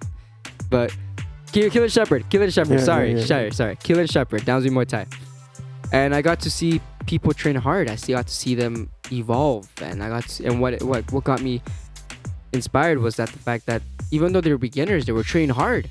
They were going and they were improving. I got to see the community come together, and that's something that I was lacking as a kid. It was the community. But now I got to see it, and that community, that vibe, it brought me back to Thailand. It sparked something in me, right? The kids, right? It brought me back memories of little Rafa when I would train hard, when I would just go. The kids, they brought everything back. They brought life into me. And also not just Downsview, but Siam and the Tobacco martial arts, the people, everybody, because I got to see I was now the leader, right? I was no longer the sideline or the student. I was now a leader, and they look up to me, and they would ask me questions. I would see them train hard. I would see them get better, and I would see how happy they were. So that inspired me, and that gave me hunger. That gave me fuel to get back into it. So I started training even harder and harder and harder. Even though I was tired, I kept going. And I remember one day I crashed out again, and I went up to my mom, and I'm like, Jeannie, and she's like, stop, breathe, like, she kept me grounded. So here comes the fight. I was on my way to the fight. I wasn't nervous, right? This was weigh-ins. I wasn't nervous. I was whatever. I was pretty sub-by, but I was cutting weight. After the weight cut, guess what I had? A big fat burrito. I was so happy. I was so happy to have that burrito. But after that, I went home, rested, and on my way there, I started to have a little bit of doubts to the venue and stuff. I started to have a little bit of doubts. I started to ask myself questions like, am I ready for this? Like, I knew I trained hard, so I believed in my training, but I was actually more worried of my shoulder. Yeah. So that happened, and my dad sat me down, and he was like, listen, man, you're ready. You train hard. Stop overthinking it. Like, win. That's all he said was win. And it brought me back to when Crew Teddy, Crew Lee, the Thai boys would say win. It's like something was telling me, welcome home. Yeah. Like, welcome back. Yeah. It's like a reminder. So that happened, and we show up and started getting ready. I saw the people, and normally I push people away. I don't want to talk to them, but this time was different. I talked to the people. It's like their energy and my energy. Their energy gave me strength. Right? Those were my people. Right? And I remember a week before the fight, I would tell Johnny, right? I was like, yo, bro, I'm so nervous. And you just, what I loved about Johnny was that he made sure he gave me a good reassurance. He was like, yo, bro, you worked hard for this. And he saw me work hard. Like, I'll finish training the Muay Thai, and I will go do sprints with them. And I will suffer more. And he saw me, and what's awesome to have an amazing friend like him is that him and I feed off from each other. We have like that friendly rivalry, right? Of if I see him going fast in his runs, I want to go faster. And if he sees that, he goes faster. So him and I feed off from each other. Him and I are like the same. But I'm like I said, I'm blessed to have friends like him and Ethan and other people, right? So Johnny, I would talk to Johnny, and he would just tell me like, yo, bro, like, relax, like, you're ready, like, go have fun. Yeah. So anyway, so that was that. I was started getting ready, started preparing, and I see the people in my corner, and I was and I wasn't nervous. I was like, just focus on you. Don't worry about anybody else. This is your time to shine. This is my time to show everyone what we're about, what Down Muay Thai is about. This is my time to show our technique and what we teach and why we teach it, right? So that was what I was reminding myself. So I go down, I hear my music play, and I was breathing, whatever, get into the move. What's your song? I came out to dubstep, or it's like a ISO XO. Okay. Called KGM, Kids Gone Mad. Okay. So that was my walkout song. Nice. I go there, I feel the music, and again, it's rave music, but I loved it. Rave keeps me in the moment, right? So I felt the, I felt my body. I was getting ready. I was getting excited. Go in the ring. I do my white crew. I do whatever. And here comes the first round. It was good. I started warming up. I felt confident there. I was good. I felt loose. And in the first round, I put my opponent down with a low kick. He gets back up. My shout out to him because he's strong. Yeah, he goes down and gets back up, and we continue the fight all the way to the very end. And after my fight, I felt relieved, and I felt home. I felt free again, and that's something that my dad always reminds me before a fight. It's like, be free. Don't overthink it. Just allow your body to do whatever. Just be free. And so after my fight, I went to my corner and I screamed. Like, I screamed and that scream wasn't for me to show off. That scream was I finally let it go. It's all the negativity that I was carrying, all the pain that I knew, like, that I had, everything that's not meant for me, it's out. It's gone. And so I screamed, and I go back and I won. And did a little interview, and I accidentally swore because there was kids watching in the live, and I accidentally swore. But it happens. But I was happy, and as soon as I got out of the ring, I saw everybody. And shout out to Saul, I've known him for a very long time. He had the drum, and I could feel every time he hit the drums, it was loud. And that drum, the energy that it gave me, I just absorbed everything. So when I saw everybody, I gave everyone a tight hug because of them, I was able to be in that ring again. I was able to go home and be home again. Yeah. And because of them, I found hope.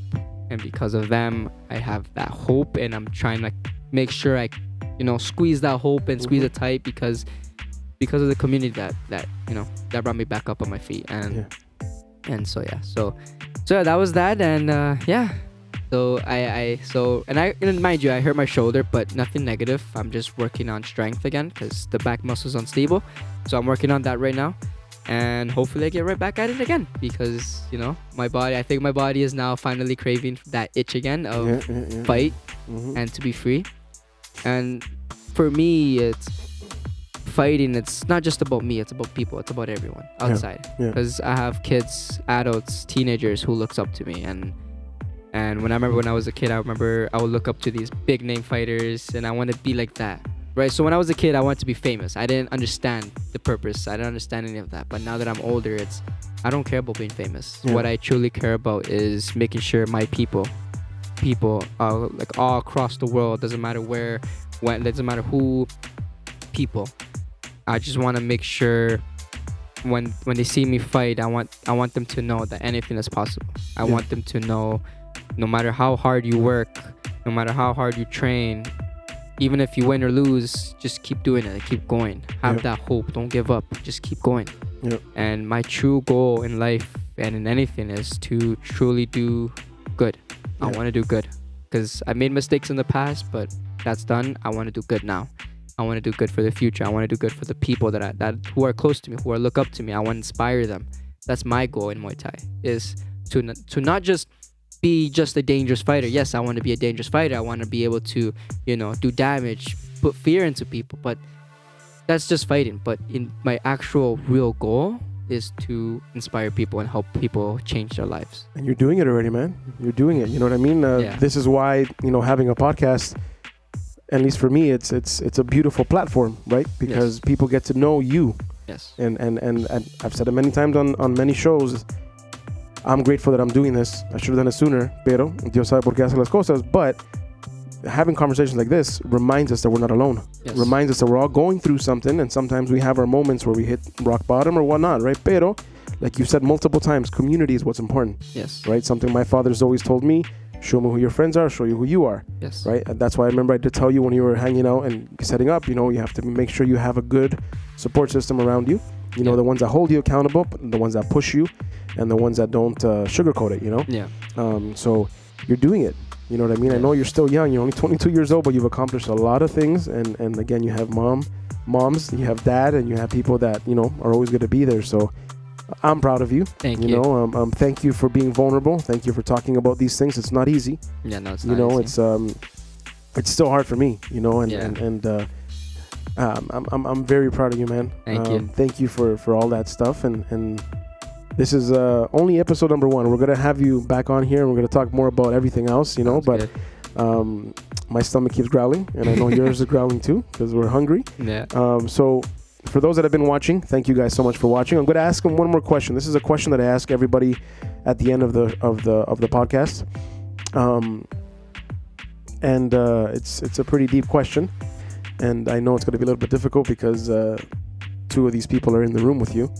But this last question, and obviously, again, I'm going to tell you what I say to everybody else, but I want you to picture just you alone with them, even though they're already here, but just picture you're alone with them, and this question is, who are the most influential people in your life and how have they impacted you?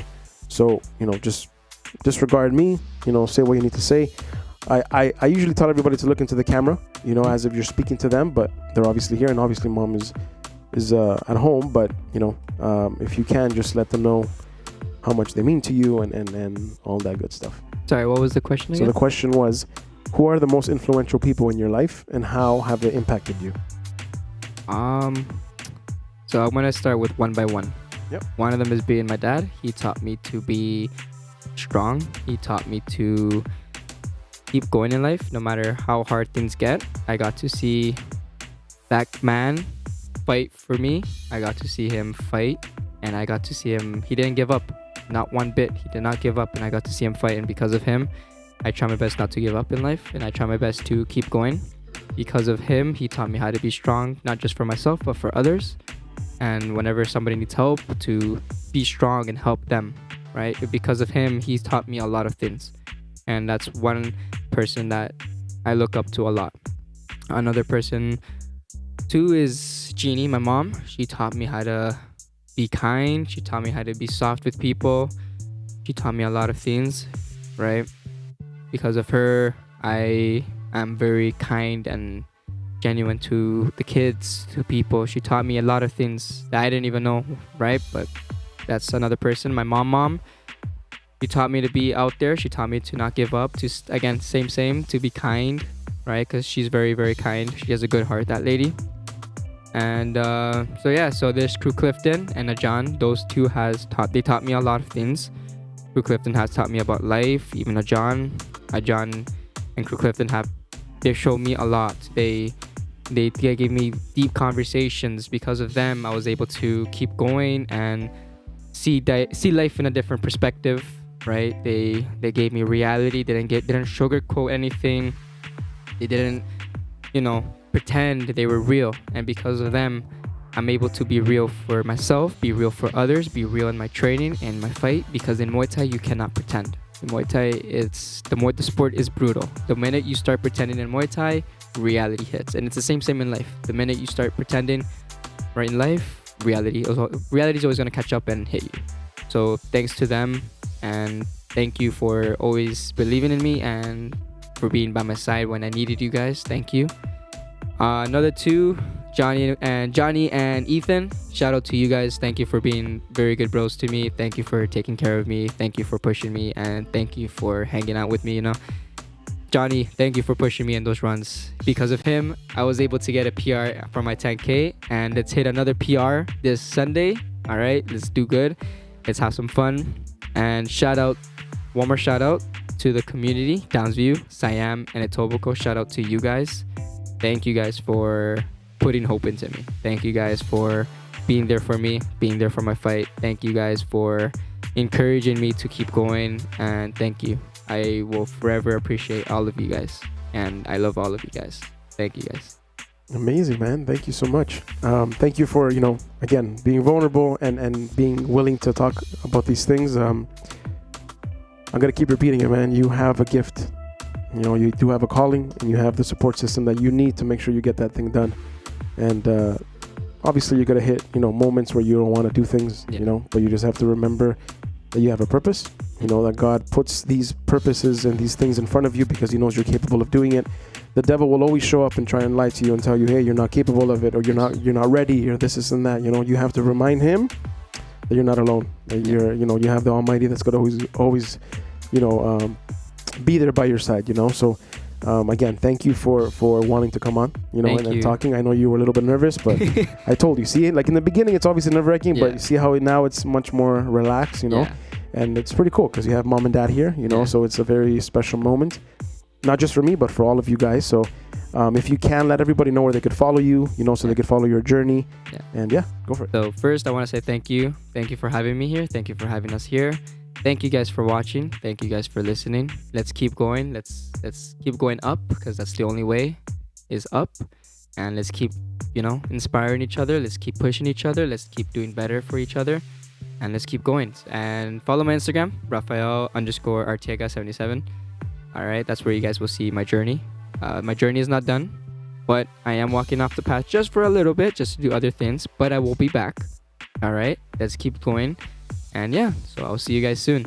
Hope you guys enjoyed. Thank you for listening. Amazing. I have a question. Being half Ecuadorian, what's your favorite soccer team from back home? Soy MLXista. Come on. Come on. Hold on. Let me. I purposely asked that question because I think I told you that I always bug your dad. Every time I'm like MLXista Amargados. But Dad, I don't know if you have anything else you want to add. If you want to say anything to those that are watching, or to your son. Just real quick funny story. I mean, as a father that supports Emelec, I grew up with it. One of the first things I did when he was little is I took him to El Estadio. Nice. I took him to La Boca del Pozo once, so he knows what it's like to be a Melecista. It's one of the few things you got to do as a parent. And I know Emelec, Barcelona, we all do the same thing, right? You cannot try to instill that into your kids to make sure they don't divert into the wrong path, right? Of course.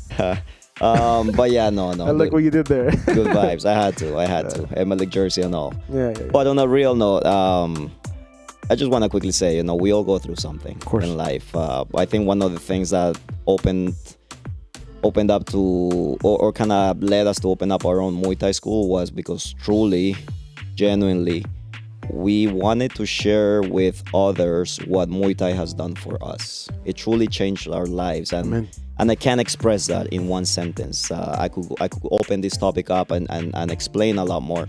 But Muay Thai has not only changed our lives, it's probably saved it many times. Not just for him, but also for me. Of course. And we see the struggles that others have. And what we try to do through this craft, through what Muay Thai has given us, is share that. Like Rafa has opened up his story. I have my own story. So we try to just, show the world that it's possible. Of course. Show others that you're never alone. And you said it multiple times. He said it multiple times. Community, right? When we opened Dansville Muay Thai, we never thought that it would be what it's becoming. And the biggest fulfillment in all of it is the community that we see. After class, to see everybody talking with each other, laughing, creating group runs, and just that sense of community becomes priceless. We have the same thing in the other two schools that we train at, Siam and Etobicoke, and truly, that's what matters, the people that are with you.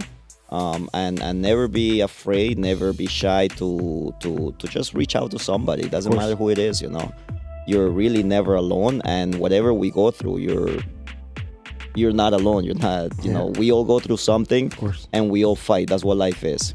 Last thing I'll say, I was listening to something this morning, a podcast, a motivational speech, and it said, the sun doesn't shine every day. What's important is to not let darkness take over you. Amen. Beautifully said. Thank you. I definitely want to have you on the show too, because I want to, learn about your path and your story and everything, and how everything is connected, because you guys are the first father-son that I've had here together. You know what I mean? So it's pretty cool, because again, we all have our dads, we all have our stories and stuff. So it's a beautiful thing, because again, what you've been able to instill in him is a beautiful thing, and it shows, and these 4 days that I've had, the pleasure of being with him and having these conversations, I cried a couple of times when you were talking to you, you know what I mean? And just hearing you, because it reminded me a lot of me, and I got emotional when you were saying about the whole, I'm getting emotional now when you were talking about the whole, the little Rafa, when you looked at yourself and you said, don't give up and stuff like that, it's a beautiful thing. So again, both of you guys, Eo, thank you guys for being here. Obviously, Eo, I've known her forever, and everything you said about her is true. She's, I don't want to get too emotional, because I will, and more, but thank you guys for being here. I'm such a crybaby, huh? That's definitely Barcelonista.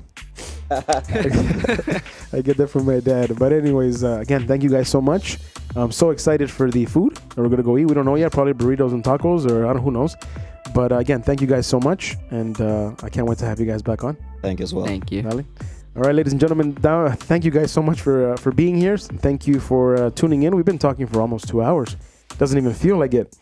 But again, thank you guys so much for being part of my journey, being part of their journey, and hearing these beautiful conversations. Yesterday, I had DJ Grouch, and we spoke a lot about family and purpose. And today, just so happens that we continue the story.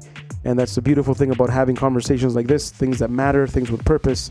And this is why I wanted to do, Men's Mental Health Awareness Month, where I only have males to come and talk about things that matter. And thank you again for everyone that's tuning in. For those that have never been onto the show, thank you for commenting, for the laughter and all that good stuff.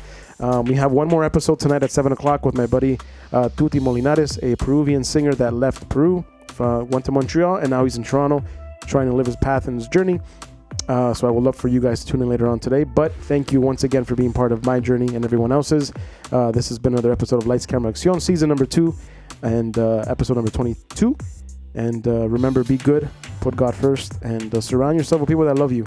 The ones that always tell you how it is and don't sugarcoat it. And just be good. And everything else will fall into place. And just make sure, again, God is first. So thank you guys. I'm going to sign off before I continue to cry. And But anyways, thank you guys so much. We'll see you guys later on today, and be safe. Ciao.